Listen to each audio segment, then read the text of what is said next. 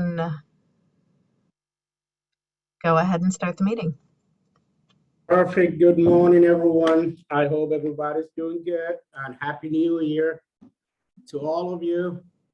2021 is behind us and now we are into 2022 and I'm wishing all of you and your families a healthy year. With that, I would like to call this meeting to order of the MPO Policy Committee. And I'd like to remind you that the meeting is being live streamed.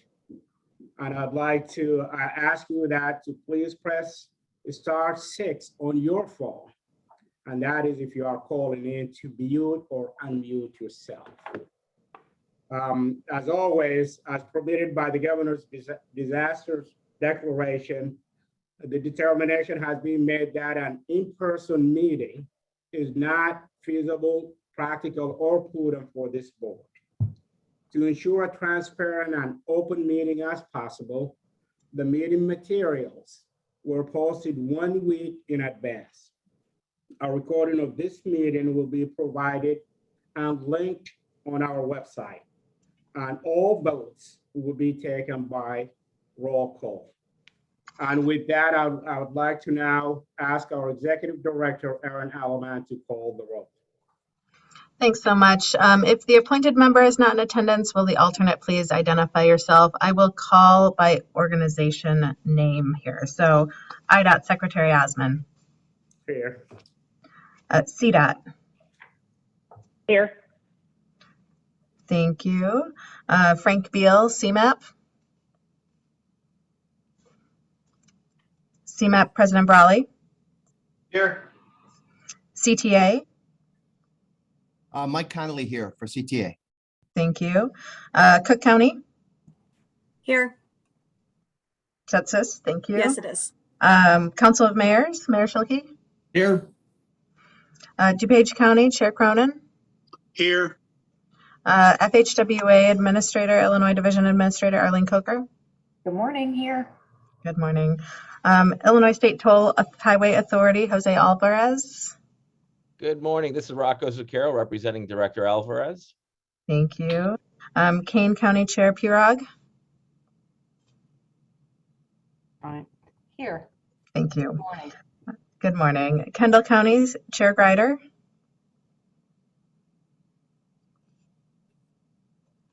Lake County Chair Hart. McHenry County Chair Bueller. This is Scott Hennings representing Chair Bueller. Thank you. Metra. Here, good morning. Good morning, Mr. Dewinski. Pace. Good morning, Melinda Metzger representing PACE. Good morning, Melinda. RTA. Morning, Leanne Redden's here. Great. Will County Executive Jennifer Bertina Tarrant.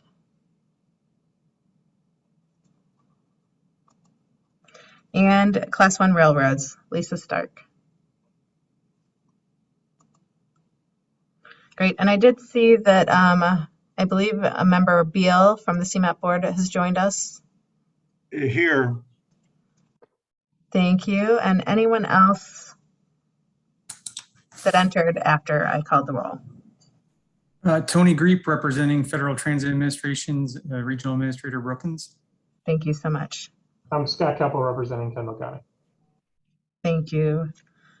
We do have a quorum, Mr. Secretary, so we can move forward. Absolutely. Thank you. Appreciate that. On agenda item number 2, I do have a couple of announcements to make. First, I'd like to congratulate one of our own, Rocky Donahue, who retired as PACE's Executive Director after nearly 40 years career with the organization. As we all know, Rocky has been an extraordinary leader who has helped to maintain PACE's positive, long-standing relation with CMAP and the industry in general over the years. I do wish Rocky his best deserved retirement. With that, and I think we just heard a name of Melinda Metzger. Thank you, Melinda, for joining us. And Melinda will be serving as the interim executive director with PACE, and I look forward to our continuous partnership. The second announcement I would like to make, and some of you might have just gotten a memorandum from IDOT, is I have just made an announcement 15, 20 minutes ago of the new director of IPI. IPI is the intermodal project implementation that is typically in charge of transit section, rail section, and aeronautic section down here in Springfield. I am very pleased to announce that effective January 18th, which is next Tuesday, Mr. Jason Osborne will be appointed as the Director of Office of Intermodal Project Implementation. Some of you might know him, but Mr. Osborne received his Master's of Science, Urban and Regional Planning with the emphasis in Economic Development and Transportation at the University of Iowa, and his Master's of Art in Public Policy and Administration at Northwestern University. He joins IDOT from METRA. Thank you, Jim, for allowing Jason to move on over to IDOT.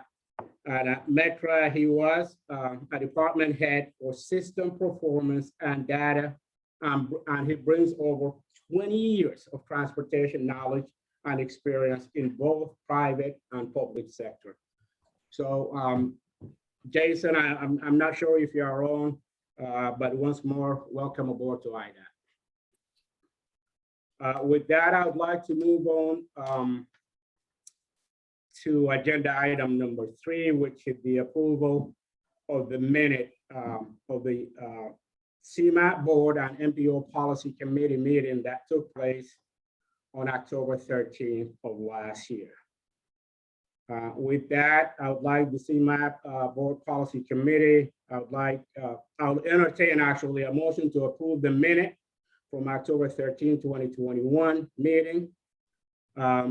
Please state your name when you motion or second.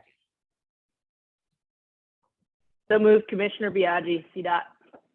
Second by Mayor Shelkey for Council of Mayors. Thank you. And with that, Director Alaman, will you please read the roll call? Thank you. IDOT, Yes. CDOT, Yes. CMAP, CMAP Beal, Yes. CMAP Brawley, CTA, Yes. Cook County, Yes. Council of Mayors, Yes. DuPage County, Yes. Illinois Tollway, Yes. Kane County,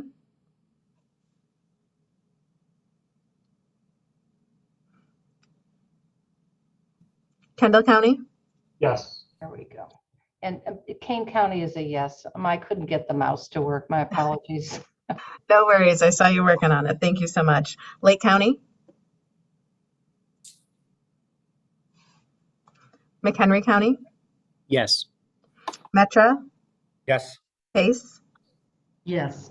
RTA,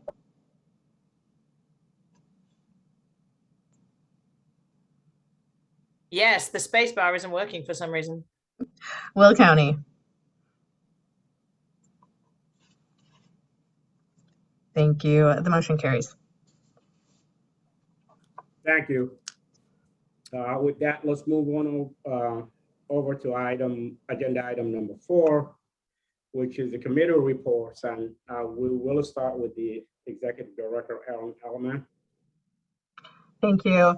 So I wanted to start with another acknowledgement this morning. So another award and acknowledgement from our region. Yesterday at the Transportation Research Board, Jackie Grimshaw was awarded TRB's Sharon D. Banks Award. You know, she was recognized for championing the interests and concerns and the impacts felt by those who are not usually at the decision-making table, Jackie was acknowledged for her thoughtful, effective, and people-oriented leadership style, her groundbreaking implementation of practical environmental justice initiatives, and all of the work she has done to mentor and mold people into passionate, effective professionals. So congratulations to Jackie. I know she's in DC for TRB, but many of us have worked with her over the years, and she is just so awesome to have on in our region and pushing us to do better. We implemented an agenda management system called Legistar here. So you should have seen in your memos and your agenda packet that you got last week, it looks a little bit different. We still have a few things that we're working out on that in terms of like formatting, but it's up, the system is up and running. And if you need any assistance, we are happy to lead you through sort of a tour. So please reach out to Blanca on my team or send me a note and we'll get you hooked up on that. But this system is similar to the system that many of the counties and larger municipalities use across the region. So hopefully it looks a little familiar to you. Local dues contribution letters have been sent out with a due date of the end of January. As of today, we've received about 43% of local dues, and we'll continue to receive those over the coming month. Wanted to give you a little bit of state and federal legislative updates. We are for the state side, in the second year of the 102nd Illinois General Assembly that began last week. We continue to anticipate that they will hold remote committee meetings for the foreseeable future. Gordon and Anthony are tracking bills, and those bills will come before our March board meeting, and we'll make sure that we are sharing with you anything that's relevant to the MPO Policy Committee. The governor will deliver his state address on Wednesday, February 2nd. So we don't have any formal presentation on legislative updates, but again, we're always available to you and your teams if you have any questions on the state side of our agenda and work. On the federal side, our staff continues to review the Infrastructure Investment and Jobs Act, IIJA, or is now being referred to as the Bipartisan Infrastructure Legislation, or bill, for policy changes. We are working closely with AMPO and NARC to go through each part of the bill and understand how we implement the changes and prepare for opportunities that are coming through the new funds and the new programs that will be made available, whether they're core or competitive, and then the policy considerations that we need to adjust here in our region. We met with USDOT to discuss how we can best act as a facilitator and convener on the federal programs here. And the plan is to hit the ground running this year in convening partners with specific conversations about what our regional strategy should be for pursuing competitive grants so we can make a coordinated effort here. Again, thinking about how we work together around the 4 new core programs that have been put in place, the Carbon Reduction Program, the Protector Resiliency Program, bridge dollars got an increase and a separate program as well in the new bill, and electric vehicle charging infrastructure programs, all of which will have make additional resources available to the state and to this region. And I will be heading with staff to DC in early February to meet with our delegation, hopefully sit down with some DOT staff and attend NARC's legislative conference, the National Association of Regional Councils. I think one highlight example that I wanted to share with the MPO Policy Committee here is that, when we received the CRISA funds for the region, we received about $40 million here, and I think one of the things that we've been able to track is that many of the projects that you all implemented locally really execute on DOT's principles and priorities: safety, innovation, and equity. Really investing in, we saw investments made in marginalized communities. We saw investments that were strengthening access to hospitals, to schools, and other critical facilities. And you all also, are implementing innovative technologies. And I think this is a really great story that we can take back to FHWA, to USDOT, and say that this region is prepared and coordinated in advancing their goals and missions collaboratively. Let's see, we also, in partnership with the Regional Transportation Authority, hosted a call for projects for communities to apply for technical assistance. We received more than 70 applications from 50 different applicants. Last week, after an extensive review, we selected 21 projects for the next year's Technical Assistance Project Group. we have a long history of preparing communities for better futures. The projects really foster collaboration and drive innovation and help these communities prepare to receive additional resources that will be coming through the federal infrastructure bill. So we look forward to building a stronger region where all of our communities can thrive. And then a note of congratulations to our CMAP staff who worked on the Transportation Equity and Fares, Fines, and Fees. It was selected for the WTS Greater Chicago Chapter's Innovative Transportation Solutions Award. I know the team worked really hard, and I know many of you are picking up the mantle on a number of those recommendations and implementing them throughout your agencies. So again, we want to continue to do more with this report and research. So our team's available to you to be able to talk about implementation strategies as well. So then before I pass it on, I wanted to spend a little bit of time this morning talking about our budget planning and development process with you all here. So earlier this week, the Unified Work Program Committee met to discuss the UWP budget and allocations. Now, the UWP committee is a subcommittee reporting through Transportation Committee and up through MPO. I'll just share too that this has really been a unique year in so many ways, including the development of the MPO budget.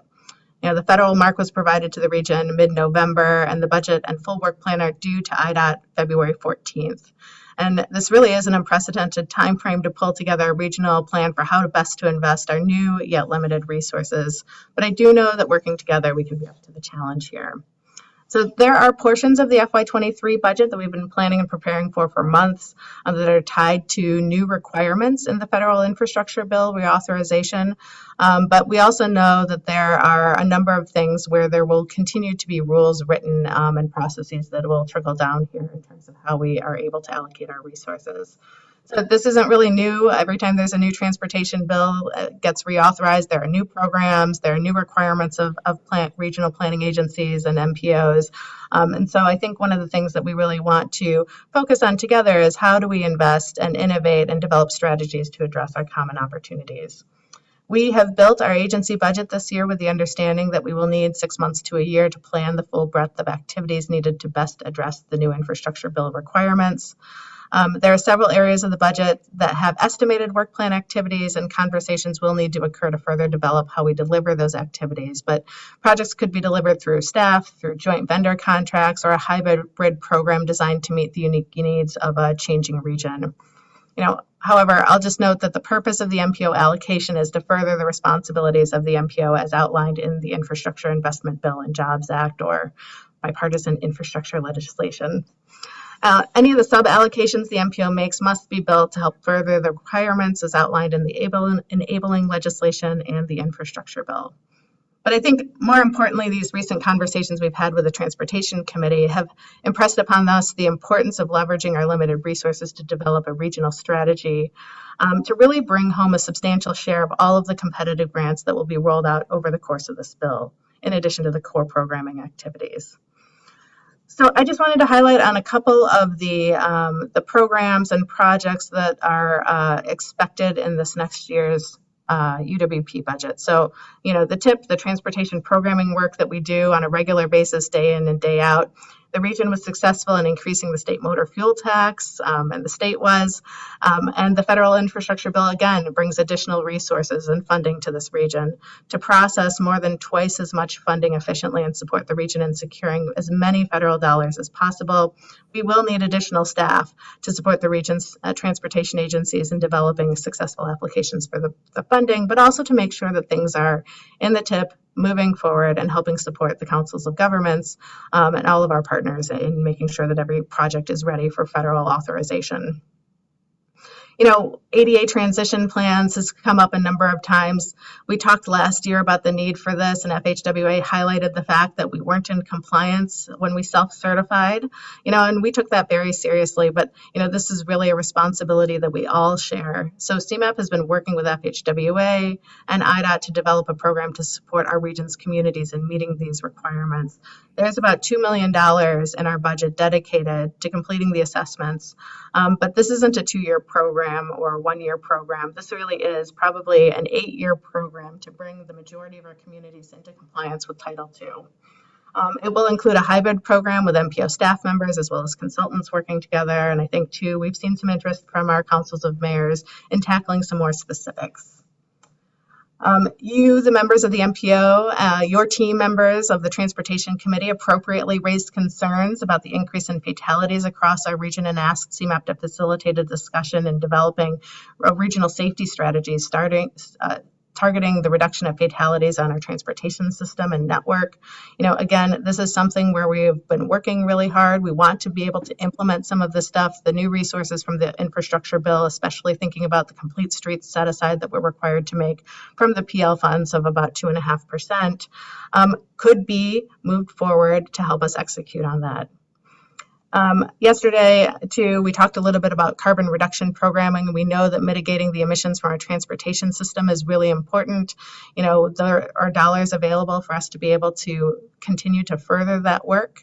The PROTECT program, which is focused on resiliency, if we have a regional resiliency plan and we build in the programming metrics to meet those needs and put those into the TIP and embed that into our programming process, projects that meet those needs will be eligible for a 90-10 match versus the traditional 80-20 match. Really, again, maximizing the regional resources that we have here, making sure that our dollars go farther and that we're taking best advantage.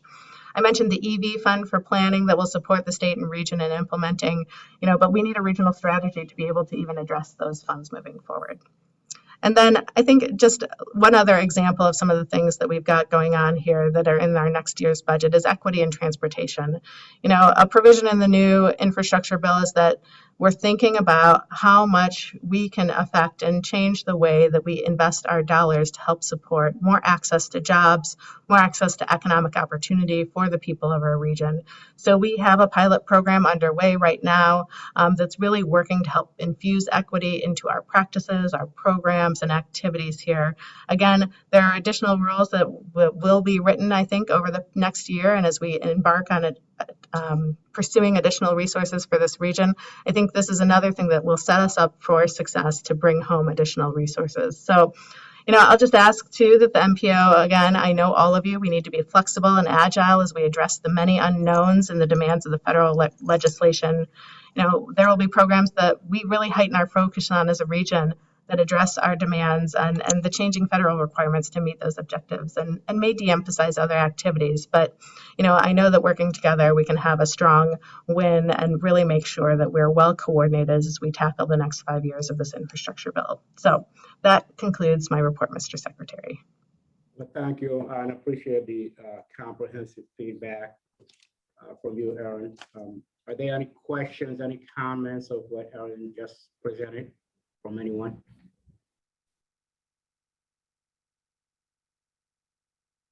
Okay, thank you. So with that, we'll move to the CMAP board report. Leanne, if you would, I'd appreciate it. Thank you, Mr. Secretary. Good morning, everybody.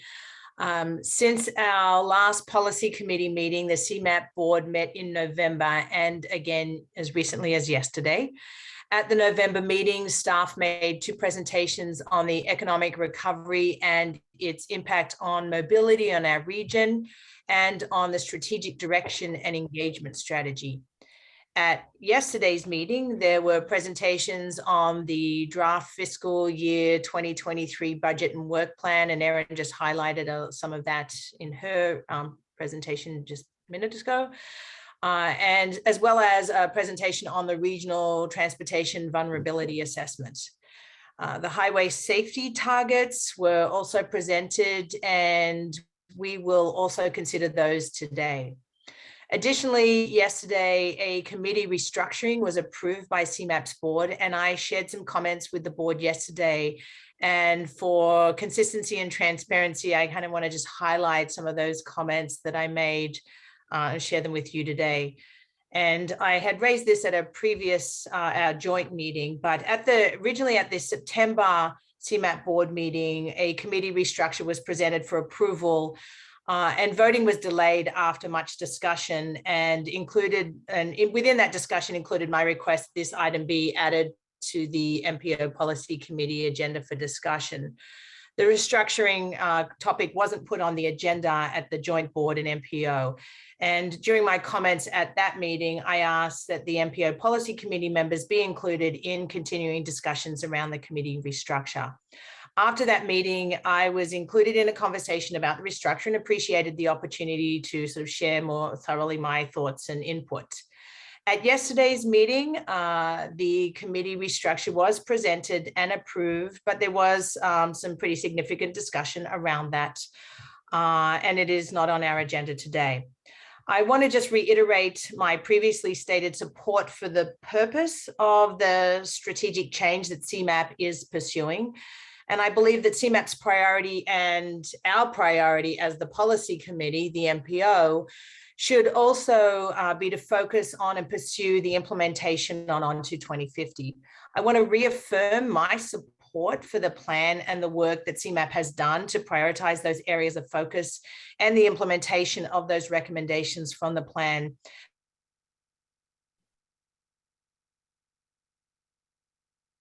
What happened here? Did we lose you, Leanne? Leanne, we lost you for a bit. CMAP's work is going to be vital to ensure that our regional transit system continues to fulfill its irreplaceable role in our economy. Our pursuit of a more inclusive and equitable future, as well as our collective ability to respond to and mitigate climate change. Finding a path forward will require the work and the support of CMAP's new committees and strong and continual collaboration between both of our agencies and all our regional transportation partners.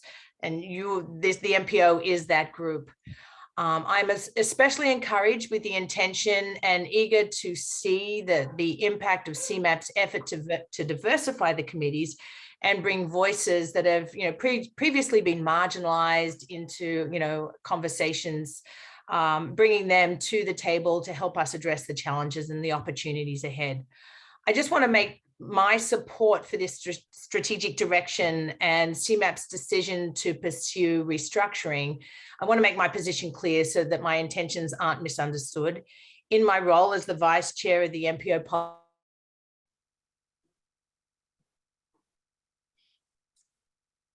Leanne, we lost you again, if you could hear us.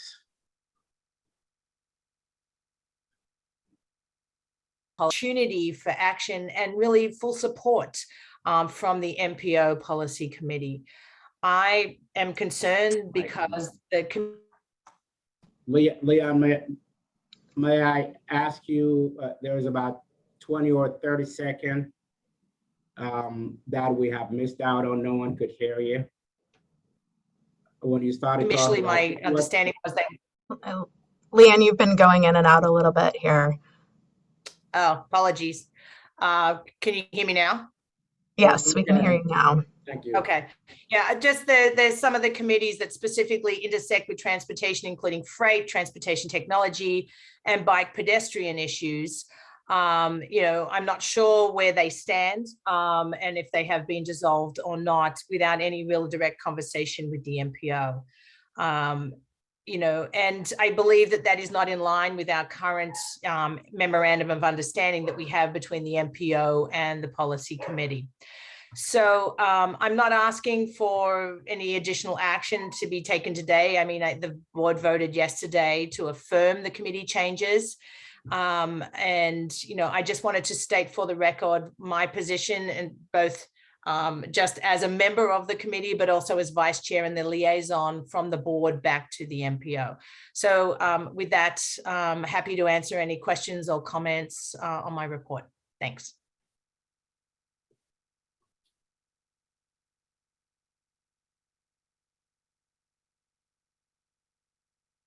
Leanne, this is Melinda Metzger. I'm not sure if right now is the appropriate time, but I also did discuss this matter with our chairman, who felt that input by the MPO committee would be appropriate. And it really was disrespectful to not bring this to all who serve on the policy committee, to give them the information about the restructuring before it went ahead and proceeded. So if I could respond quickly here is that, one of the things that we did not touch is the transportation side of our committee structure. And we did that intentionally because one of the things that we are planning on doing with the new infrastructure bill requirements is spending a whole lot more time with our transportation committee and with you talking about what our priorities are related to these and how our committee structure can be responsive to some of the new infrastructure bill requirements. So we certainly were not trying to not loop in the policy committee, but we did need to make some changes in regards to how those structures work on our board side. So, which is why we focus specifically on the climate and the regional economy space.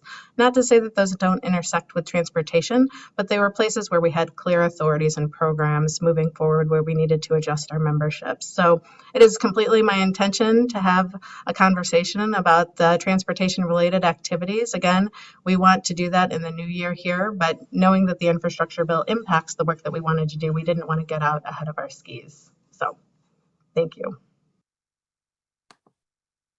And I'll just say one final comment, since it sounded like I was intermittently breaking up there. I'm happy to share my comments fully with the MPO group as a whole in writing, even after this meeting, just for transparency and clarification.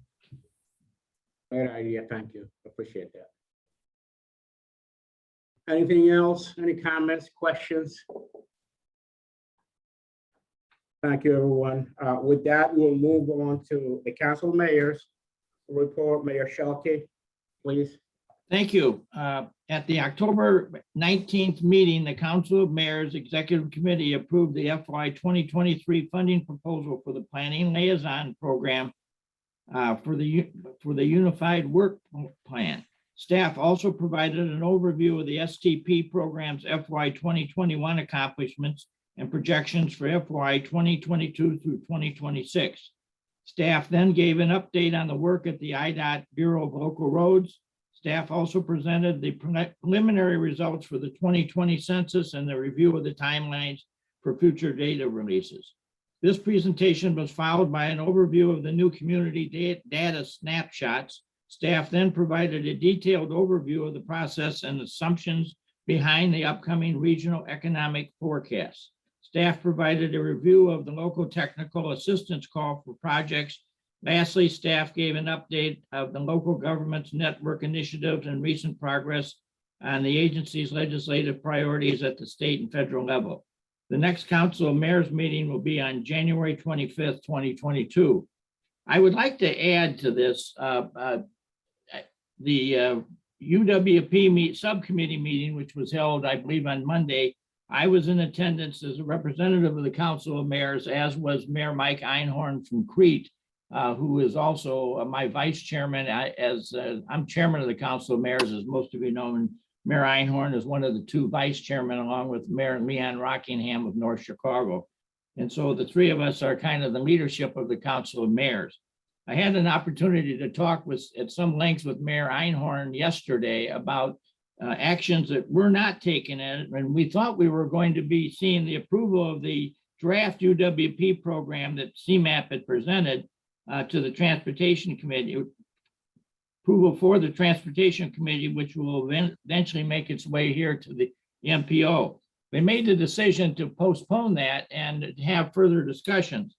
And I just want to share a few observations from the local mayors that I think is very, very, very important that we have. One is that there's a lot of changes that the local mayors have been hit with recently, and we have the MPO program, which hopefully gets us through many of those. But you have to appreciate that about 90% of all the 284 mayors and village presidents in the CMAP area are part-time. So most of us are not working as mayors or village presidents full-time. So we're highly dependent on CMAP and its staff to keep us in the right direction. And I want to tell you, I sense the feeling amongst the mayors, a couple of things. Number one, that the current leadership we have at IDOT, be it Republican or Democratic administrations in the state of Illinois, probably the last 10 years or so, including the current one, has been extraordinarily good and positive relationships from IDOT. IDOT seems to be on top of things. They're willing to come in and work with us and explain things. And so we can't say enough about how we appreciate the good service that we're receiving from IDOT. And from what we are interpreting, a lot of this thing that we're talking about at the UWP subcommittee will bring some strengths at some of the activities that we have with IDOT as our relationship with them go forward. The same is true with the CMAP. CMAP has just been a wondrous organization. The PL program, Planning Liaisons, has again been a real strong shot in the arm to the mayors to understand what's going on. And so I think where we're at here right at the moment, and I just want to state this, in 2019, the state of Illinois doubled the gas tax, raised vehicle registration fees to support our crumbling infrastructure. And this appears to going to be allowing IDOT to work with the cities to do a lot of transportation improvements. However, with that comes a lot of paperwork, a lot of rules and regulations. And needless to say, CMAP is the organization that the Council of Mayors are going to be turning to, wanting to have some assistance in working our way through all this stuff that we're about to embark upon. And I think CMAP is quite capable of doing it, but we got to give them the staff support that they can get this done. And at the end of last year, Congress passed the historic infrastructure bill, doubling the dollars available for transportation. And it includes many new responsibilities that we as a region will have to take on. And CMAP is the agency that will have to handle this work.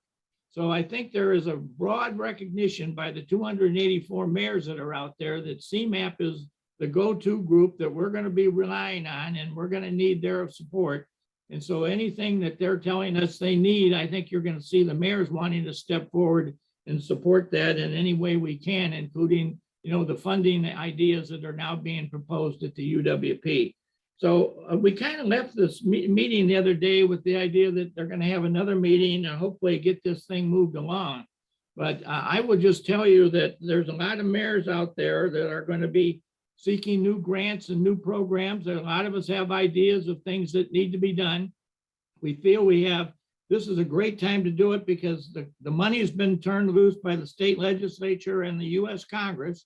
And so the one we're going to is CMAP because they're the ones that can guide us and make sure that we're dotting all the I's and all the T's and doing it in the right way.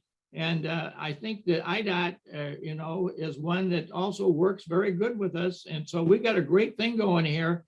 And we just want to make sure that the funding remains available so that we can get all this put together in a prompt and workable fashion. Because you never know in the changes at the state and federal level, how long some of this good year is going to last, or there's going to be some new financial crisis at either level that could greatly impact the flow of this money in the years to come. So we want to make sure that we got ourselves in an active program right up here at the front, and CMAP is the one that we're going to be going to. So I just want to throw my 2 cents in as one of the people that voted to move this UWP program forward at the meeting on Monday, that we need to get on with this and we need to show our support for CMAP. And I would hope that if worse comes to worse, the policy committee will step forward and act in support of what's going on here, because you got a lot of mayors that start getting worried when we start delaying and putting off this stuff. And everybody's telling their constituents, we got all these new programs coming. We want to get those going, get them on the street, so to speak. And I just want to endorse the idea that CMAP is the go-to group in the eyes of the mayors of the region. So thank you for the opportunity to make that statement.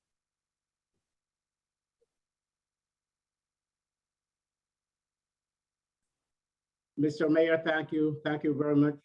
First of all, I do appreciate your kind word about my incredible team here at IDOT and CMAP, and all of us are in this together, in my view. I do tend to agree with your comment, and to me, time is of the essence here.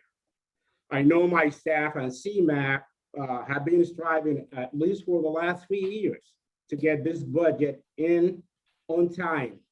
And I think we are finally on a path to do just that this year. I think the deadline was mentioned as of February, and that deadline just allows IDOT and my staff here to execute the agreement with the agency on time for the July 1st. Our target date is July 1st, the start of the fiscal year. Some added comment I'd like to make. The purpose of the Metropolitan Planning Funds, which is the one we are talking about, the UWP, in this situation, are to achieve the metropolitan transportation planning requirements identified in the Federal Transportation Authorization. There are new requirements that we are still waiting on to learn about from our federal partner. But the IIJA, or the bill, infrastructure bill, has increased all our funding to cover these new requirements, and we do some more. To me, all ships will rise together in this case.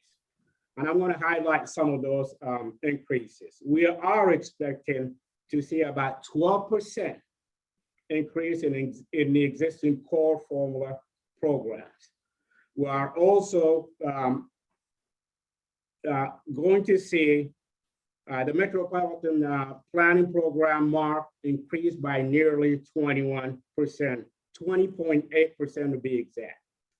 We are also anticipating our statewide planning and research marks to increase by some 16%. I could tell you right now that our capital multi-year highway improvement program will see anywhere between 600 to 650 million annual increase in the outer year of the program, and that represents some 32% increase in our overall program. While the new requirements are coming through the foresight of our Congress and our president, most of these were funded now with the IIJ, the infrastructure bill. These new funds and requirements are to drive us all to work collaboratively and make decisions as a region. That is CMAP's core role as the MPO, and we need to continue to work together. IDOT has been working under these short time frames to pull everything together too. And I could tell you I'm very much short to staff in just about each and every office. But I could reasonably say together we can get it accomplished. We all will work to stay on top of the new rules and regulation and make certain that Illinois, as I said, is able to fully implement IIJA. And we know we all will need additional staff capacity to be able to deliver the entire program, the data and the model we need to do our job. Mayor Shelkey, I agree that we need to move this conversation to a committee that has a bigger picture understanding of what these funds are for. To that end, I do suggest and I do agree that CMAP should work with the Transportation Committee from here on out to get this done. And that concludes my remark. And I invite any remark from anyone. I just want to thank you for your comments. I think that this has to be a priority conversation at the policy committee level here, because we've got I got a lot of mayors sitting here waiting for certain projects to happen in their towns. And, there's all this, additional paperwork that now is being required, and, what fund it's going to come out of and all this other great stuff. And without the direction and leadership and coordination of CMAP, we're hitting a wall here. So we got to make sure that CMAP is properly staffed and ready to go to help us get our fair shares of all this stuff that's going on here. And again, I think we feel very fortunate that we have, number one, the extraordinarily good staff at IDOT, and you as the state transportation secretary, your understanding is a real benefit. And then beyond that, we've got this great staff at CMAP that is here to kind of work with all of us, whether we're whatever part of the region we're in, to try to get things going in the right direction. And I think this is going to be remembered in the eyes of history 20, 30, 40 years from now as a moment of great progressive movement in the region, because we've got this going forward in the right direction, and hopefully we'll get it all staffed up and ready to go and make things really happen. It will be a real, saving grace for the future generations. I mean, some of this has already started going back to, when Barack Obama showed up with the big wad of cash to rebuild the Jane Byrne interchange. I mean, that was a major shot in the arm for the region. And we've got other things that have happened, and all the work that's been done on the interstates and all the work that's been done on the state highways. And, we've corrected a lot of things and made them better and greater. And so I think one of the true strengths of Chicagoland is the transportation system, the rail and under Metro and Pace Bus and the CTA. We've all come together, and I think we're really making this an area that many people now come to and want to know about. I know I just participated with the Metropolitan Mayors with a presentation with a group of folks that flew up here from Atlanta, Georgia, and wanted to know all about how Chicago was making all this work so good in between the city and the suburbs. And again, a true strength is this relationship we've got with IDOT. So go forward and let's continue to be working together and not turn this into some kind of a political bartering that we're going back and forth, because this is really good stuff. This is good government at its shining moment, and let's make it shine brighter and brighter as we go forward. Thank you, Mr. Mayor. Based on this discussion, we will move the conversation to Transportation Committee and see if we can't get something on the books sooner to continue moving forward. Thank you. With that, let's move on to agenda item number 5, which are the approval items. And I'll turn it over to Mr. Yusuf Salama for the appointment of the chair and the vice chair of the CMAP Transportation Committee. Mr. Salama. Thank you, and good morning, Chair.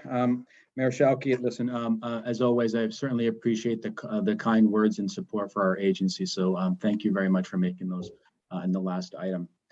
Before moving on to the appointment of the chair and the vice chair of the CMAP Transportation Committee, I think myself, my CMAP colleagues, and the members of the Transportation Committee would like to thank Chris Schneider for his service, his time and dedication as the chair of the Transportation Committee. I've only been at CMAP for just over 6 months. However, my colleagues and my peers on multiple occasions have told me of Chris's sort of always contributing and thoughtful demeanor and manner to how he approaches our work, and one who understands the sort of the progress that Northeastern Illinois needs to make as a region, and not just to the individual parts. So Chris, I want to thank you, myself and amongst the others, for your time and your service to serving as the chair of the Transportation Committee. At this time, CMAP staff is requesting the appointment of Jessica Hector Sue and Kevin Carrier as the chair and the vice chair of the CMAP Transportation Committee. Ms. Hector Sue is currently the Director of Planning and Market Development at the Regional Transportation Authority. She has been the Vice Chair of the Transportation Committee since 2020 and have been a member of the Transportation Committee since 2017.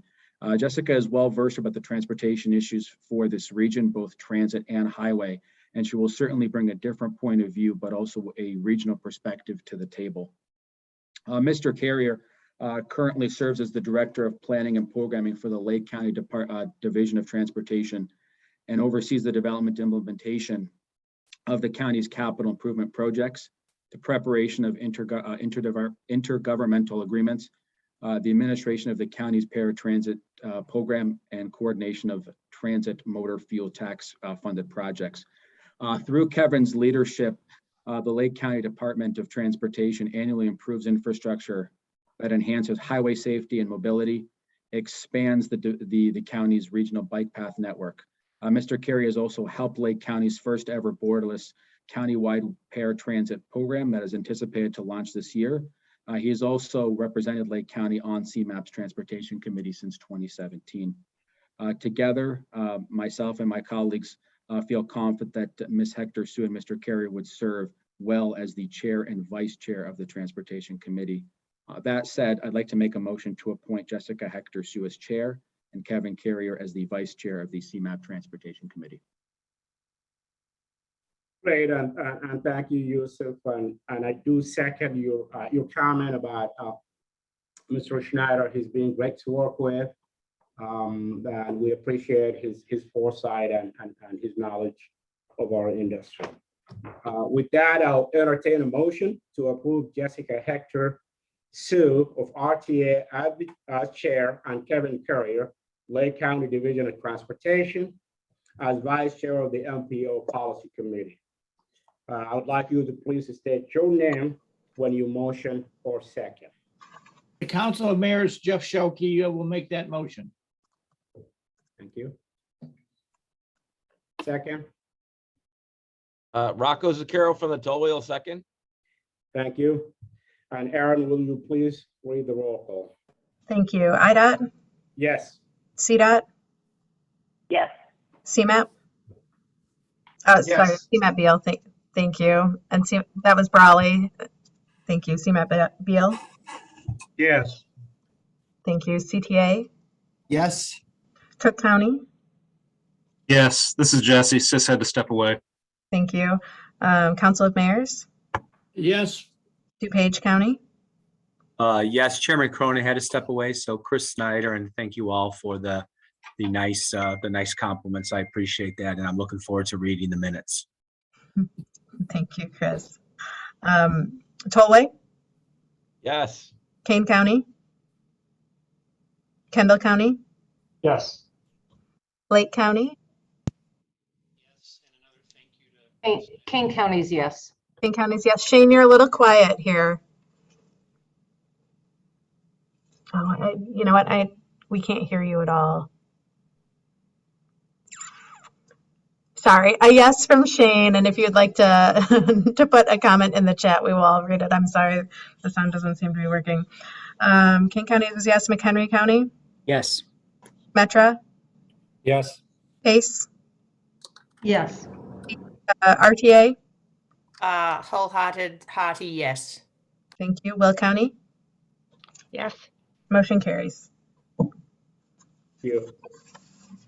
And now let's hear from Russell Petroviak. I hope I didn't mangle your last name like I usually do.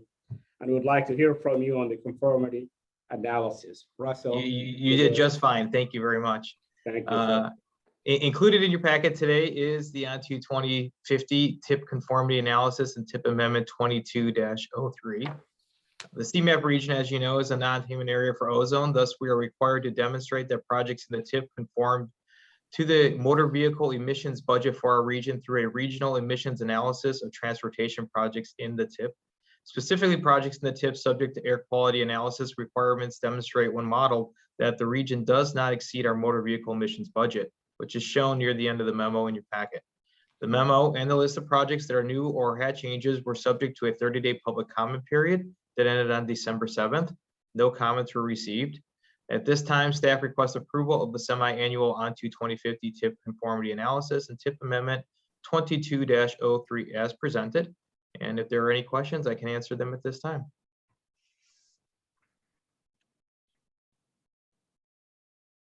So we're going to need a motion. Russell, any comments? Thank you. And with that, I'll entertain a motion to approve this item. Once again, please state your name when you motion or second. This is Mike Connolly at CTA. I'll move approval. Thank you. Scott Second. Hennings at McHenry County will second. Thank you. Aaron, will you please read the roll call? Thank you. IDOT, Aye. CDOT, Yes. CMAP Beal, Yes. CMAP Brawley, Yes. CTA, Yes. Cook County, Yes. Council of Mayors, Yes. DuPage County, Yes. Tollway, Yes. Kane County, Yes. Kendall County, Yes. Lake County, Yes. McHenry County, Yes. Metra, Yes. Pace, Yes. RTA, Yes. Will County. Yes. Motion carries. Thank you. Now let's hear about the 2022 highway safety targets, and that's item 5.03. And I would like Todd Schmidt to present this item, please. Todd? Thank you and good morning. Today, staff is seeking approval of the 2022 highway safety performance targets. Next slide, please. The highway safety targets are part of the Transportation Performance Management, or TPM, which are intended to track national goals at the state and regional level. By implementing TPM, agencies will be required to track system performance over time, which allows them to evaluate effectiveness of their policies, plans, and programs in meeting or not meeting the targets. The system performance measures track progress toward the long-term goal of eliminating traffic fatalities and serious injuries in our region and on the state level. Safety performance measures are the only TPM-related targets that are set annually and for all public roads. Each year, the FHWA will perform an assessment on if the state's performance, in terms of targets were met or they made significant progress towards meeting their targets. And CMAP must integrate the safety targets into its work through its transportation improvement program, long-range plan, or other planning activities. Next slide, please. The table on the slide shows the 5-year average for the highway safety performance measures from 2016 to 2020. IDOT used a policy-based 2% reduction in the 5-year average to set the targets. The states and CMAP region has experienced an increase in fatalities and rate in fatalities the last 5 years. On the other hand, serious injuries and rate of serious injuries has been decreasing, which is a good sign. The number of non-motorized fatalities and serious injuries were increasing the last few years, but we did see a drop in the 2016 to 2020 average. Next slide, please. Each year, the FHWA, like I said, assessed the state's progress towards meeting or making progress towards hitting its targets. Unfortunately, we did not make progress for the 2019 data. We did not make progress on the number and rate of fatalities or the number of non-motorized fatalities, serious injuries, but we did make progress on the serious injuries and rate of serious injuries targets. Because IDOT did not meet their targets, they'll have to spend their highway safety improvement program funds only on safety projects and also develop an HSIP implementation plan. IDOT did not reach its 2018 targets, so they already last year spent all their HSIP funds on safety projects, and they did complete a report to FHWA on the HSIP implementation on how they're going to achieve their targets. Next slide, please. CMAP has started a number of safety initiatives, which include the Safety Action Agenda item, which is a multi-year effort to develop a regional strategy for improving roadway safety. We've also included safety-specific projects in our local technical assistance program. Currently, we are working on a local road safety plan with the village of Flossmoor, and that should be wrapping up in the next couple months. We've also just kicked off 3 site-specific safety action plans, which will take a deep dive into site-specific safety issues. We also applied for and were awarded a state planning and research grant, and that project will look at speeding issues and relate speeding data with crashes and identify locations where we can implement speed management countermeasures. And we continue to use a safety measure in our project evaluation for both CMAC and STP shared fund. Next slide, please.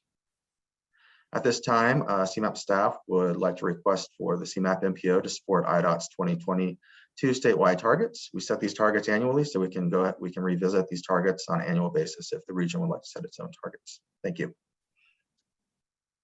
Thank you. Thank you, Todd. Any question, comments for Todd?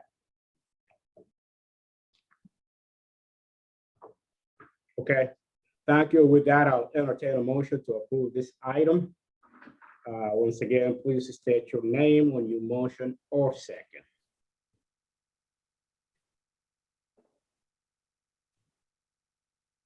So moved, CDOT. Second, please. Thank you. With that, Aaron, will you please read the roll call? Thank you. IDOT, Aye. CDOT, Yes. CMAP Beal, Yes. CMAP Raleigh, Yes. CTA, Yes. Cook, Yes. Council of Mayors, Yes. DuPage County, Yes. Tolway, Yes. Kane County, Yes. Kendall County, Yes. Lake County, Yes. McHenry County, Yes. Metra, Yes. Pace, Yes. RTA, Yes. Will County. Yes. Motion carries. Thank you. Next, let's hear from Laura Wilkerson of CMAP for an on to 2050 update. Laura. Great, thank you, Secretary. Thank you. I'm Laura Wilkeson. I am with the Division of Plan Implementation and Legislative Affairs here at CMAP, and I am here with 4 other staff who've been working diligently to get the work ready to share with you today to give you an update on the 2050 update plan. Next slide. As many of you remember, we adopted 2050 on October 11th in 2018, and after 3 years of intensive plan making and included engagement of over 100,000 stakeholders.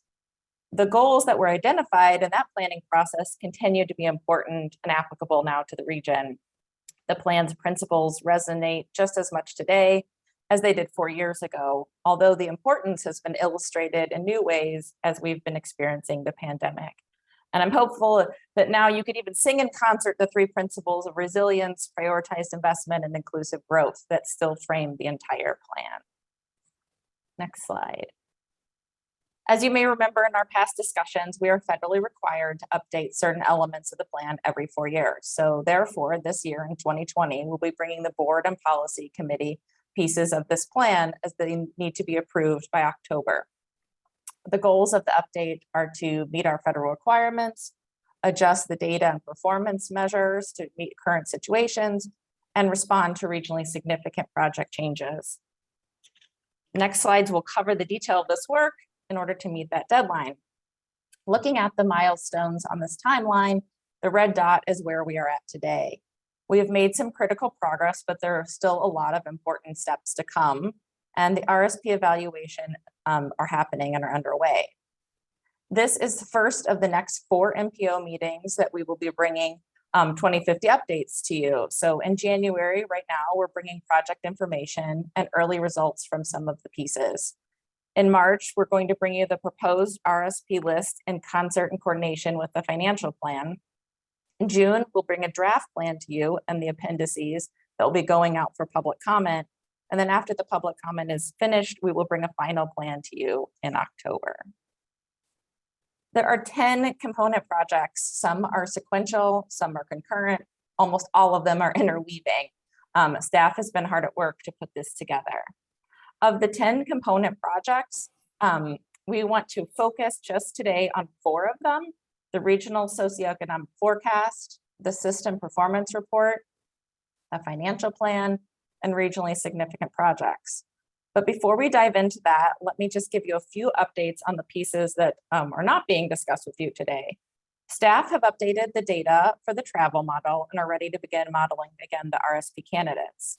Staff have also identified which indicators are in need of methodological changes and revised targets and are working to make changes to both of those.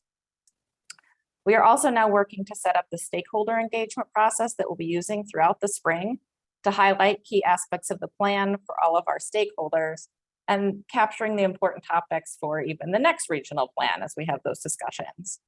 As well as we are detailing the public engagement process that will happen during the summer, again, before the release of the full plan. Finally, staff are beginning to work on the plan narrative that ties all of these pieces together and acknowledge the context of what COVID has impacted our system and the calls for racial justice and equity. There'll be 4 presentations today, started by the socioeconomic forecast. We will be stopping after each of the presentations for any questions on those items. And we look forward to getting your input and any questions you may have. And I'll turn it over to Alexis and David. Okay, thank you, Laura. Next slide, please. So my name is David Clark. I'm a senior analyst in the research and innovation team here at CMAP, and today we'll be sharing the results of the updated regional socioeconomic forecasts that will accompany the plan update. This will include both demographic and employment projections, as well as a glimpse of the next steps in the process. My colleague Alexis McAdams will begin with the presentation of the demographic projections. Alexis.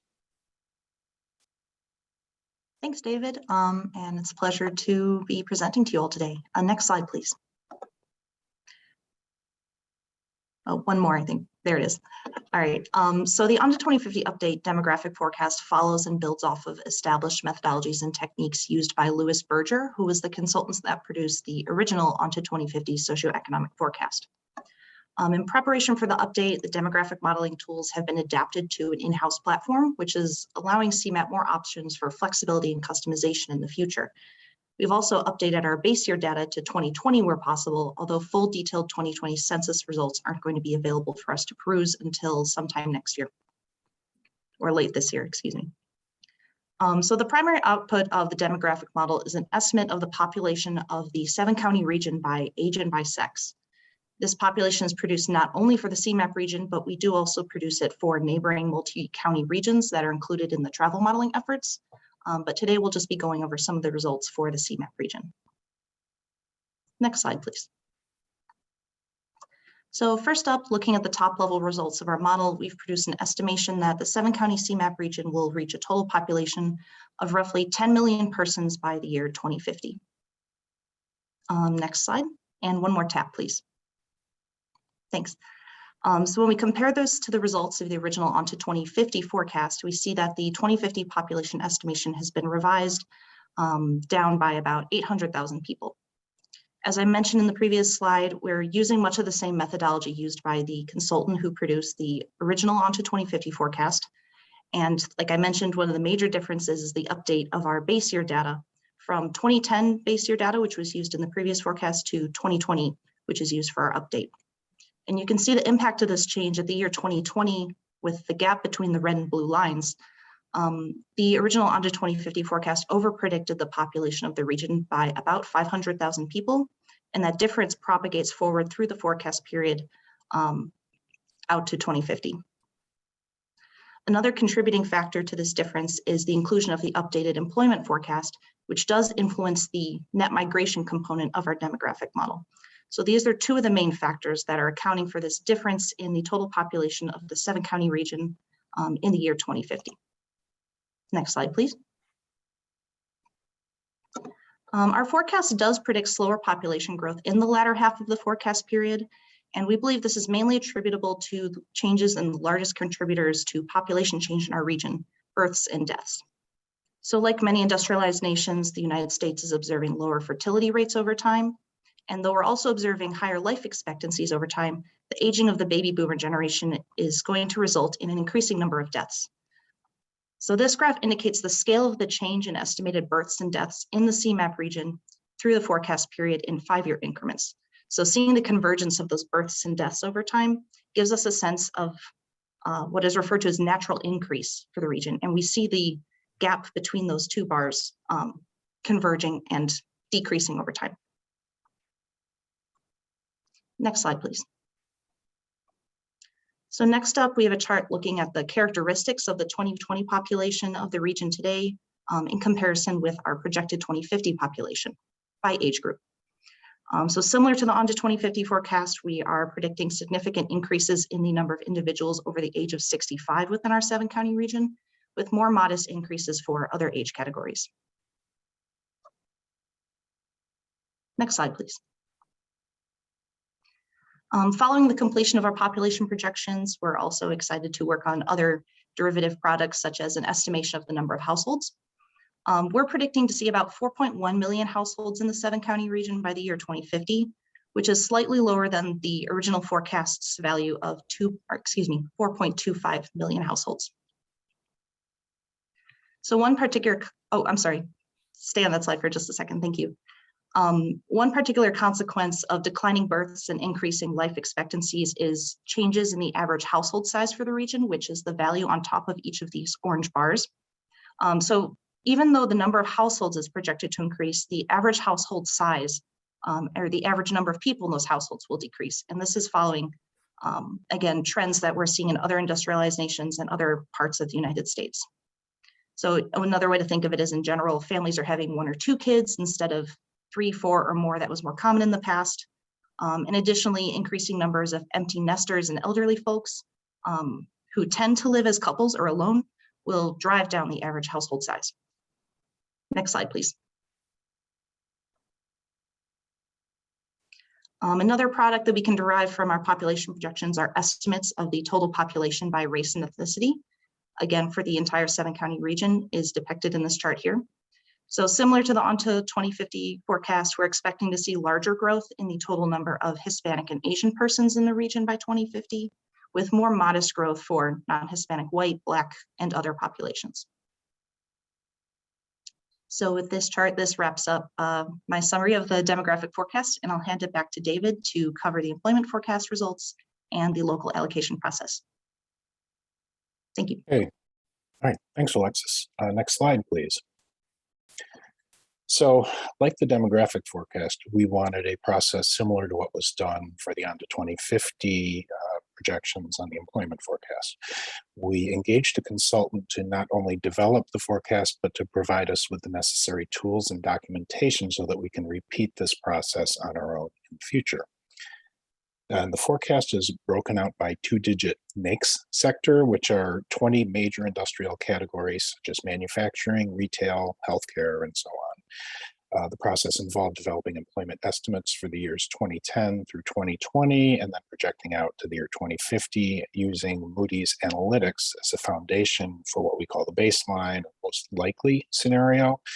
We also asked the consultant to provide optimistic and pessimistic scenarios based on national macroeconomic assumptions from Moody's. Next slide, please. So the region's employment peaked at 4.53 million jobs in 2019 before the COVID-19 pandemic caused it to drop sharply to 4.18 million jobs in 2020. CMAP forecasts a relatively swift recovery, with 75% of the pandemic job losses recovered by 2023 and full recovery by 2028. Continued growth is forecasted through 2050, when the region will reach a total of 4.81 million jobs. This represents a 6% gain over 2019 employment and a 15% gain over 2020 employment. And shown on this slide as well, for comparison, are the optimistic and pessimistic projections that were that came from the Moody's Analytics. Next slide, please. So in comparing this forecast to the previous forecast for ONTO 2050, the previous forecast had roughly 600,000 more jobs by 2050 than what is currently being projected. And there are 2 major factors behind this. The first factor is obvious in this chart, and that's the effect of the COVID pandemic, which I discussed on the previous slide. The other factor is more procedural. On the original ONTO 2050 forecast, we included a human capital plus transportation scenario that we opted not to include in the current forecast. So that scenario pushed up the previous employment forecast by 175,000 jobs, and a number which represents 27% of the gap you see in this chart between the previous forecast and the current one. Next slide, please.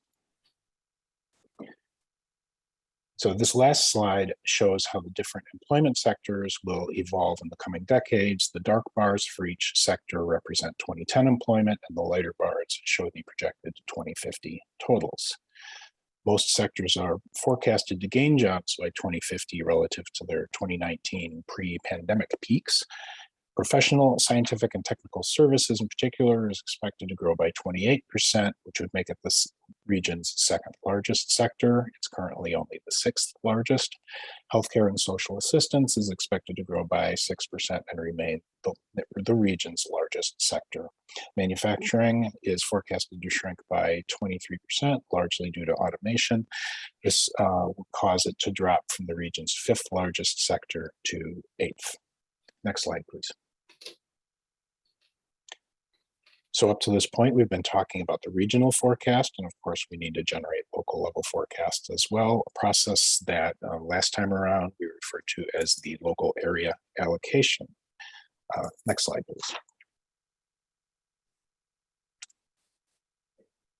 please. Next slide, please. Thanks. So for this cycle, we've been developing a land use model called Urban Sim to handle the local allocation. This is a step up from the spreadsheet-based tool that was used for the original forecast 4 years ago.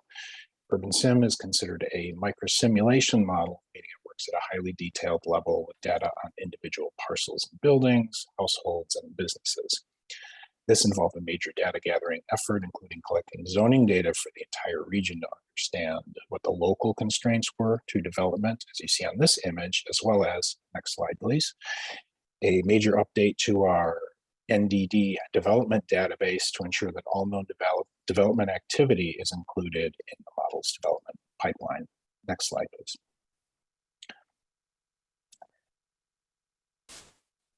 So this lowered regional forecast naturally will translate into lower local forecasts. While we don't have draft figures available yet, I can tell you that the reductions will not be consistent across the region. This will be in large part because of our work with the Urban Sim model, which makes decisions at the parcel level rather than a weighted assignment approach that was used by the spreadsheet in the last cycle.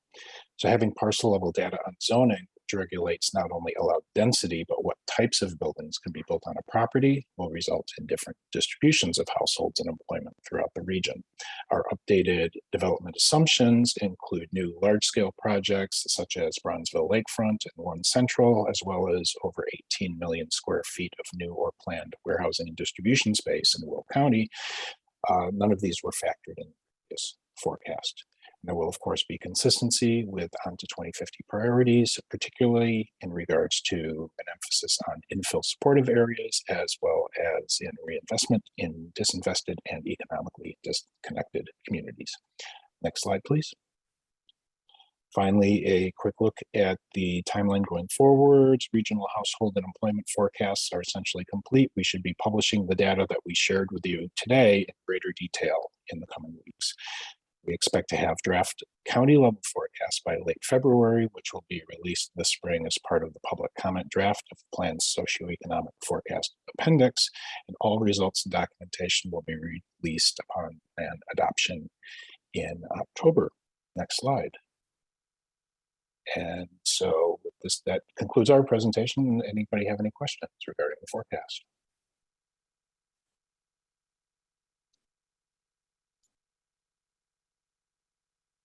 Any questions, comments?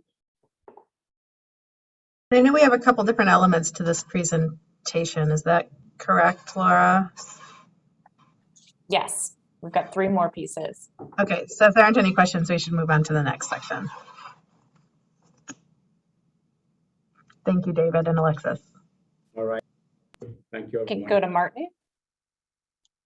Morning, everyone. I'm going to tell you a little bit about our federal performance measure work. Next slide. Federal performance measures are set by the states, MPOs, and transit agencies following legislation in MAP 21.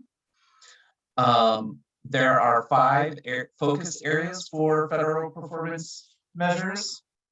Let me see if I can get a little closer. I'm told my audio is weird. Those 5 areas are highway condition, highway safety, system performance, transit asset condition, and transit safety. The targets are 1, 2, and 4-year targets. Where possible, we align these with our plan update planning cycle. You just adopted our highway safety targets, which are on a 1-year cycle on the prior agenda item. So we'll be reaffirming those in October and updating all the rest of the targets. The targets are related to our plan indicators. There's some overlap between them where appropriate. Our plan indicators look sort of at the mid and long term out to 2050, where our federal measures are 2 and 4 year. In addition, our plan indicators cover a larger variety of topics, such as governance, prosperity, the environment, community, where our federal measures are focused on the transportation system.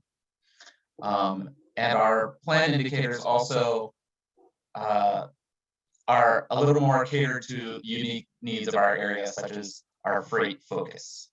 Next. So for target setting, we plan to keep mostly the targets and policies that we set with the Onto 2050 plan last time and update them where appropriate. Next slide. On each of the next 5 slides, I'm going to look at each focus area, and there's a dot indicating if we are on track to achieve our targets or not. You can see there are 6 targets in the highway condition area. We are not, in general, our condition is worse on the highway system than it was when we set our plan, and our targets were to get better.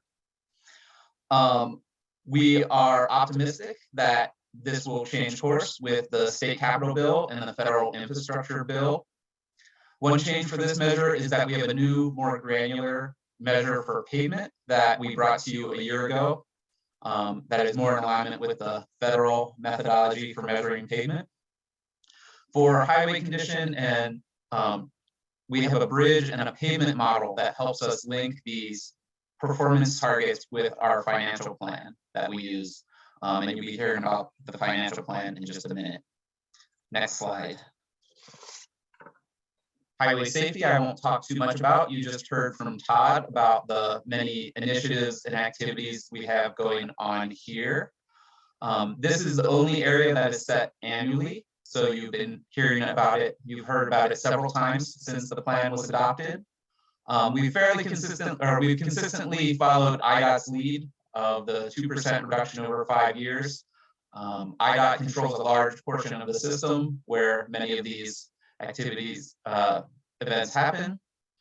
And we've undertaken a number of programming activities over the last 4 years to try to, even though we're following IDOT's targets, we're taking some responsibility and trying to bring more voices into the conversation around highway safety.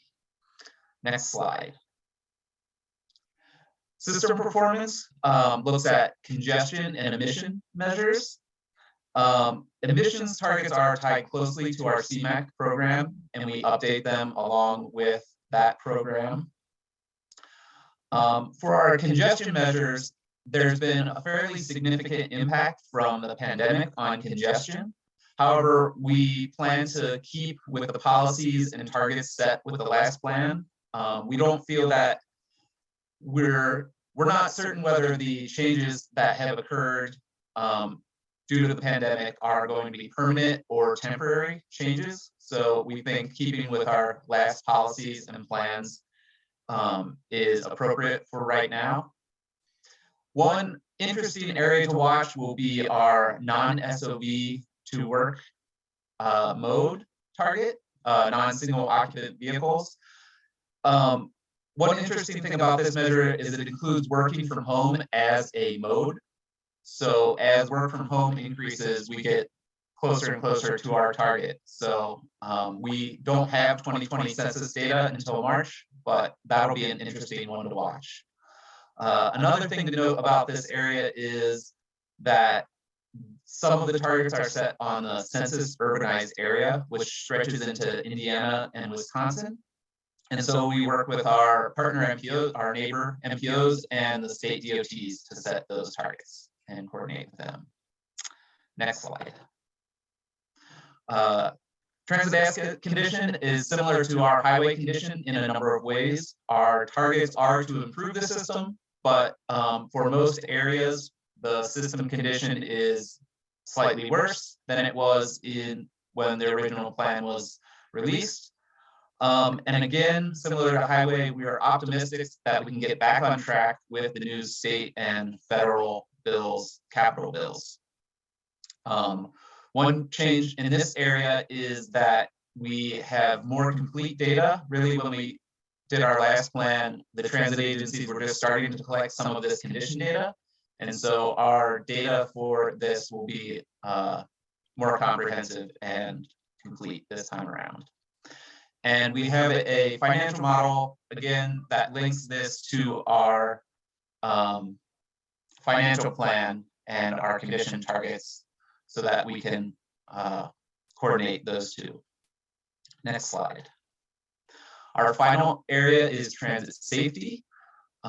This was the last area to be added, last area for the USDOT to finalize the rule. And so you adopted these targets in February of last year. There are 7 measures, and we set 4 targets for each measure, corresponding to 4 different modes: CTA rail, bus, van pool, and ADA paratransit. You'll notice that Metra is not on this list. Metra is regulated by the Federal Railroad Administration and goes through a different process that doesn't require the MPO to set targets.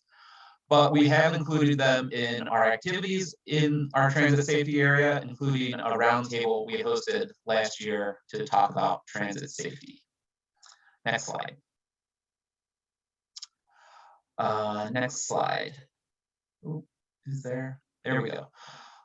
So all of this information will go into a report that is a plan appendix. We'll introduce each area and talk about the activities and research that CMAP has been doing for each focus area. We're required to report on how our programming supports the federal measures. One of the big ways we comply with that is that we've been tracking every project in our ETIP database and what performance measures it will impact. Then we'll detail each target with the methodology and the targets for each measure. And then finally, we'll note any methodology or target changes since the last plan was adopted. We continue to have outreach with our partners. There's a large variety of different organizations that are impacted or help us set these targets, and we'll be bringing these to appropriate committees. In March, we will present you with draft targets that will then go out for public comment. And as we get comments from you and the public, we will revise those targets, and they will be adopted in October as an appendix to the plan. With that, I think next slide, I'll take any questions. I think in the interest of time, we should just keep moving, but I wanted to confirm with Laura how much additional presentation we have. Yeah, I think we're doing okay. I think if we want to go ahead and move to Lindsay and save any other, and if anybody has any questions on all 4 to the end, that'd be great. Thanks.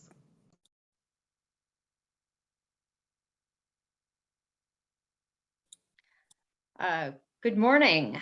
I'm Lindsay Hollander, and I am going to present to you today our progress on the financial plan for transportation.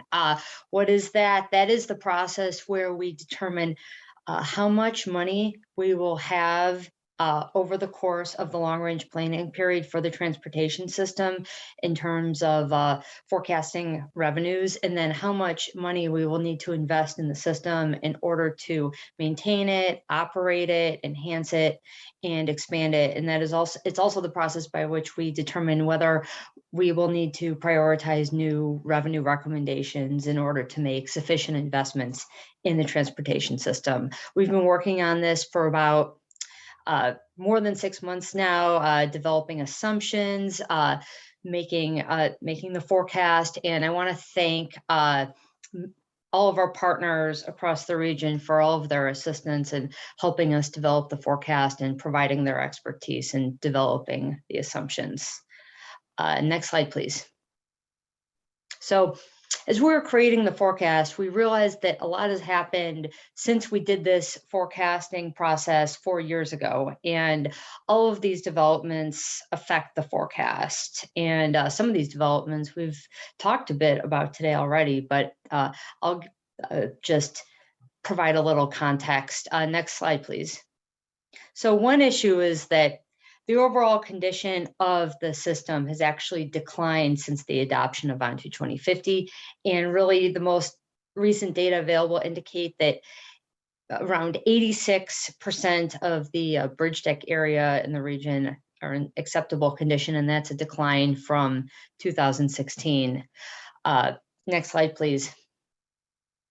And similarly, fewer transit assets overall are in a state of good repair than in the process that we undertook for ON to 2050. Next slide, please. And these are all these metrics in terms of system condition, they're used to develop what we call the baseline forecast, where we're looking at how much it will cost to maintain the transportation system in the condition that it's in today.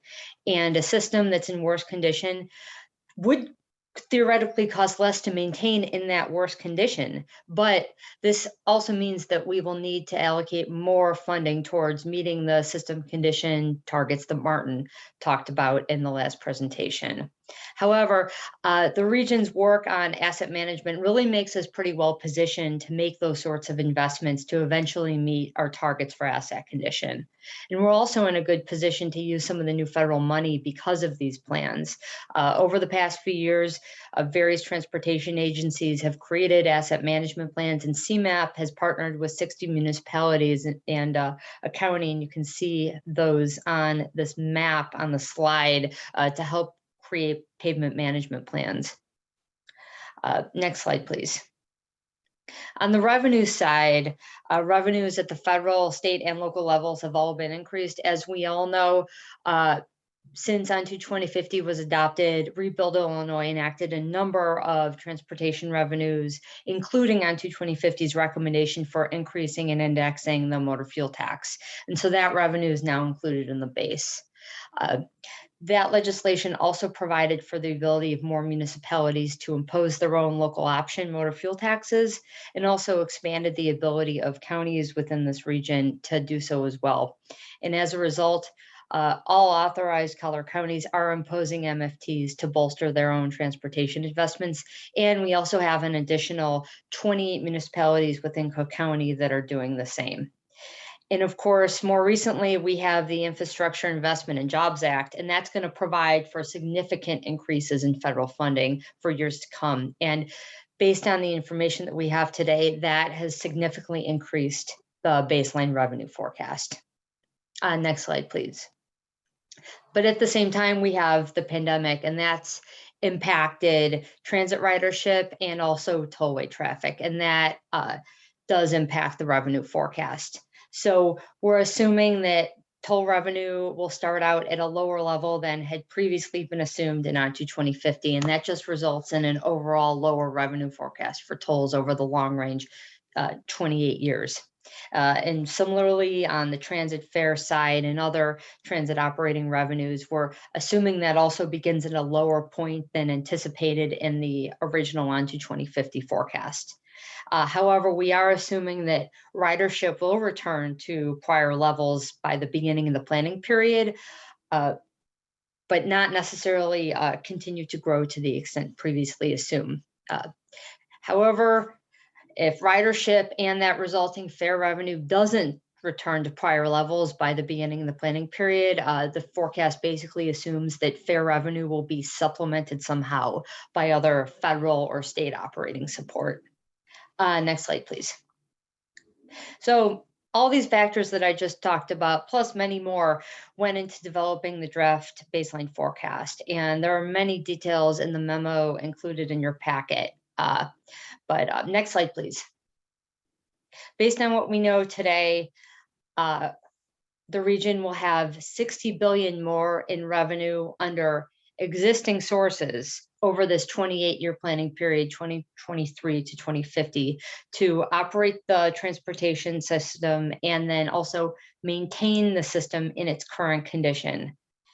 And particularly for federal revenues, this is all based on, again, the information we have today. And if we do get more information about EJA over the next, say, month or so, there is still time to revise the forecast accordingly. And for some of you, you may not know that in past plans, in the past couple plans, forecasted revenues could not even meet those baseline expenditures, meaning the bar on the right was actually lower than the bar on the left in the past couple plans. So while this is positive, there are still many other investment priorities that remain. Next slide, please.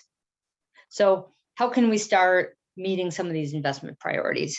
So really, in order to meet some of the asset condition targets that Martin was telling you about earlier, and then also fiscally constrain enhancements to the transportation system and new capacity for the transportation system, and also just ensure that we have sufficient funding to operate the system, we're going to need to continue to prioritize some of the existing onto 2050 recommendations for new revenue sources. Next slide, please. So we do have a draft set of revenue recommendations, and these are really largely the same as what we recommended in onto 2050. We have made some refinements though. Of course, onto 2050's recommendation for increasing the state and road fuel tax was made a reality, and because of this, we won't need to include that in this revenue recommendation set. However, the motor fuel tax does remain unsustainable in the long term as increases in vehicle fuel economy occur. And we do propose to continue our recommendation to transition to a road usage charge in the long run. Next is continuing CMAP's recommendation to expand the sales tax base to additional services, and that would bolster the RTA sales tax and make it more sustainable. Next, third is expanding local parking pricing to more municipalities in the region. This is also an existing recommendation of CMAP of onto 2050 and of Go to 2040 for that matter. And then lastly, we have onto 2050's existing recommendation for implementing a regional revenue source for transportation capital in the 7-county region. And for the plan update, we are suggesting that this source be a regional fee on TNC trips. So transportation network company trips such as Uber and Lyft rides, and that could even include taxis. And that would help us make some investments partially to help offset some of the impacts that TNCs are having on the region in terms of congestion, but then also ensure that users of TNCs are paying their share for use of the public infrastructure. So, and those total $22 billion out of the overall forecast. Next slide, please. So I'd be happy to take any questions now, or maybe we're saving those to the end. Either way, there's lots more detail in the memo, and happy to take feedback on any of this, including on those reasonably expected revenue recommendations. Thanks, Lindsay. Why don't we go ahead and move on to Doug, who's going to talk about regionally significant projects. Good morning. Thank you. So another key piece of the onto 2050 update are the regionally significant projects, or RSPs. Next slide. The definition for what constitutes an RSP is remained unchanged from onto 2050, but here's the definition just as a refresher. An RSP can be a capacity addition project on the NHS or transit system with a total cost of at least $100 million. Please note that this also includes principal arterials on the NHS system, but it can also include any type of project that has a cost of $250 million or more. And this mainly is constituted by major reconstruction projects. Next slide. Our process for identification of potential RSPs started this past summer with CMAP staff reaching out to our transportation programmers to identify potential projects. Programmers responded with their list of projects in late summer, early fall, and then staff followed up with them on missing information and general project scope questions before starting the analysis and modeling of the potential RSPs. Our plan is to wrap up the RSP evaluation in the next month and to have a list of projects for consideration in March. Next slide. In total, there were 69 projects submitted for consideration, 27 of them being transit, 17 expressway, and 25 arterial. The numbers may slightly change as we expect a few projects to drop off from consideration before the list is presented to you. Next slide. So the RSP evaluation is the same process as what was used for ONTO 2050. However, there have been updates to the travel model. The inclusion of travel behavior from my daily travel survey. And as Alexis and David talked about, the forecast for socioeconomic data was updated as well. Next slide. So there are three different ways or categories that we're evaluating the projects. The first being addressing today's needs. This includes asset condition, capacity constraint, reliability, ADA improvements on the transit system, but also bridge structural deficiency, pavement condition, safety, mobility, reliability for the highway side. The second area is improving 2050 travel. This includes ridership, work trip travel time, user commute time, job accessibility, and fatalities and serious injuries for the transit system. And on the highway system, looking at traffic congestion, travel time, job accessibility, fatalities and serious injuries. And then the third category, next slide, is dealing with implementing ONTO 2050 planning priorities. Some of the examples include economically disconnected areas, support for infill development, economic impact due to industry clustering, greenhouse gas emissions, job accessibility for low barrier entry to jobs, and several more. Next slide. So as I noted, we'll be back in March with more on the RSPs. And I think at this point in time, I know Laura had to drop off, but we thank you for your time today. I think staff was available for any questions on any of the 4 different areas that we talked about. But we will be back with a lot more of the pieces for the ONTO 2050 update in March. Yeah, thanks to the team for pulling that presentation together. Very comprehensive overview of where we're at and updating and meeting the requirements for the October update to the 2050 plan. But if there are specific questions that you had on any of sort of the elements that were discussed today, we're happy to answer them here, or we can continue to move forward, and you know how to reach us. Great, no questions? No comments? Thank you, everyone. This is great information and great feedback. With that, we will move on to agenda item 7, which is other businesses, if we have any. So are there any other business before the MPO? One other item, while people are thinking as to if there's anything else that they wanted to share, is just, the conversation about the UWP budget moving. We will be calling a special meeting of the Transportation Committee, I think, in order to meet our deadline. I do think we may need to schedule a separate special meeting of the MPO in order to make sure that we're getting this to you on time as well. So it would be a short meeting, but we hope to engage you all beforehand and work through your staff that are on our technical transportation committee as well. So just know that that is in the back of our minds, is something we'll need to get done as well. Perfect, thank you. And just as a reminder, if any one of the members have joined us late, would love to hear from you. You should maybe verbally make themselves known to us or send an email to the CMAP group so we could record you in the attendance sheet.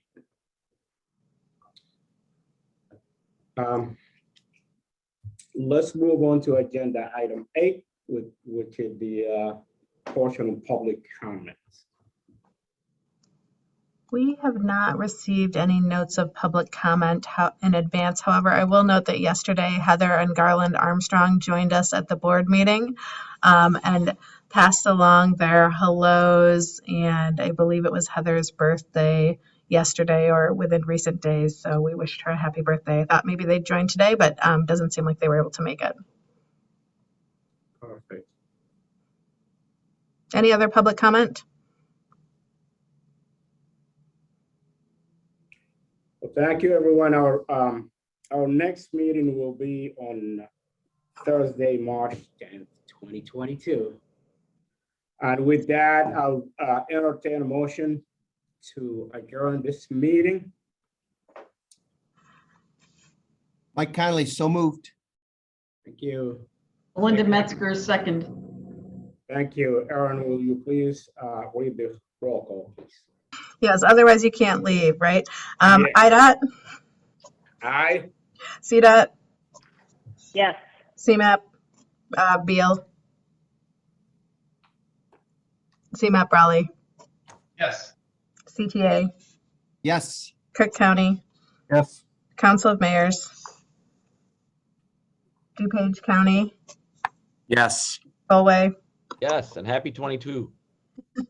Kane County, Yes. Kendall County, Yes. Lake County, Yes. McHenry County, Yes. Metra, Yes. Pace, Yes. RTA. I know Leanne had to drop off. Will County. All right. Well, thank you, everyone. We will see you. You know what? And I will get together internally on the timeline for all of the activities here. I know that the draft budget is due 22/14, but we will talk with IDOT about draft budget versus final approval in March, or whether we need to have that special meeting. Thanks. Great. Thank you, everyone. Great day.